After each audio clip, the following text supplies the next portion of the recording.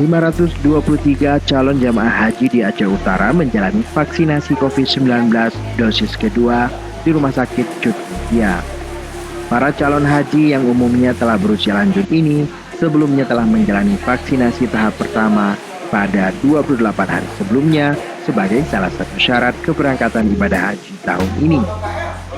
Salah seorang calon haji, Syamsuddin M. Amin, mengaku dirinya tidak merasakan efek apapun pasca vaksin dosis pertama.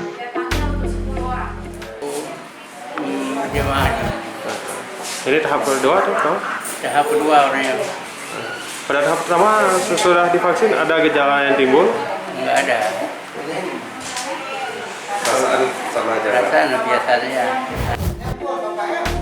Humas Rumah Sakit Cut Mutia Jalaluddin mengatakan pihaknya telah merampungkan vaksin dosis pertama terhadap 523 calon jamaah haji di Aceh Utara. Sementara pemberian vaksin tahap kedua masih berlangsung. Sejauh ini belum ada keluhan apapun dari calon jamaah haji yang telah mendapatkan vaksin meski para jamaah telah berusia lanjut.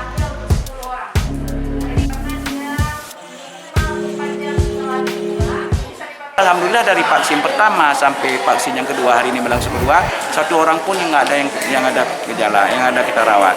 Padahal rata-rata mereka ada usia lanjut, 67 ada 80, ya kan? Yang tidak divaksin kemarin tahap pertama ada 40 orang itu, mungkin dia di luar daerah. Lagi ini makanya kita lakukan vaksin pertama untuk mereka yang hari ini. Saat ini pemerintah Indonesia masih menunggu kepastian dari pemerintah Arab Saudi terkait jadwal pelaksanaan ibadah haji tahun ini. Sebelumnya Arab Saudi mewajibkan calon jamaah yang hendak mengikuti ibadah haji tahunan disyaratkan sudah menerima 2 kali suntikan vaksin COVID-19 atau sudah sepenuhnya divaksin.